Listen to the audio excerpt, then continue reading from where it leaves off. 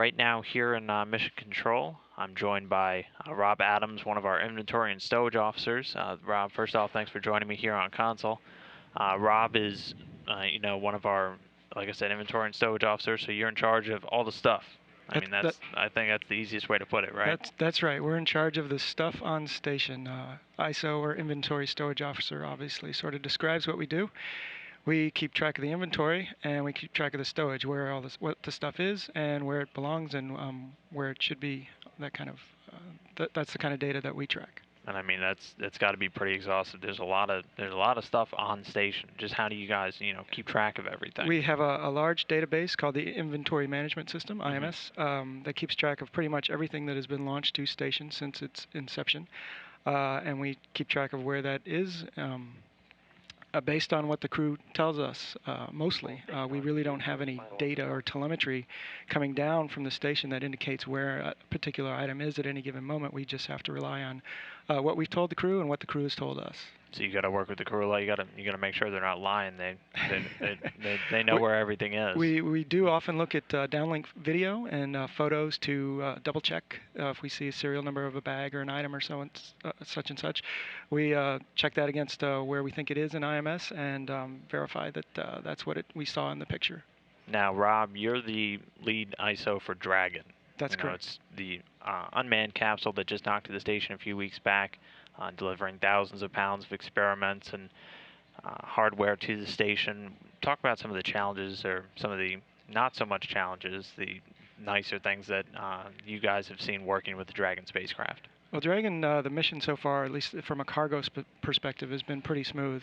The crew, the vehicle berthed on one day, and then the very next day they had unpacked everything, and we expected that to take a couple of days. So it was a very well put together vehicle, and the products we provided them, they told us back, were very clean. So they were able to unpack the vehicle much quicker than we anticipated, which has given us a little bit of cushion as far as packing the vehicle. As with any return vehicle, and I worked several shuttle flights as a transfer, which is similar, where we packed up the MPLM and the mid-deck, etc. There are always changes to the stuff coming down, and that's been the case here. So we have to be flexible and adjust our plans and products accordingly, and that's gone fairly smoothly as well. The crew is a little bit ahead as far as packing the vehicle. We have roughly half of it packed at this point. We have the aft and the starboard rack, finished off the starboard rack yesterday. So that leaves 2 racks left to go, and it'll be all packed and ready for reentry. Okay. Now, with Dragon, some of the stuff that's been brought up is also returning back down.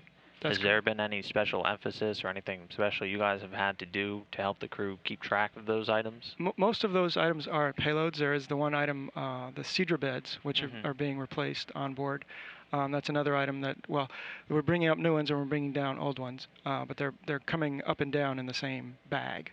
So we track that and make sure that the right parts get put into the bag and that the bag gets packed accordingly. And it does affect our planning on when we say the crew can pack that bag, specifically with payloads, because they have payload operations that are going on throughout the berth time frame. And so we have to tell the crew after the payload operations to pack that bag up and put it back in Dragon.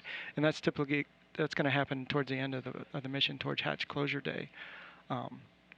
So that affects the products that we send up to the crew and how we choreograph everything, and we literally call it the choreography message.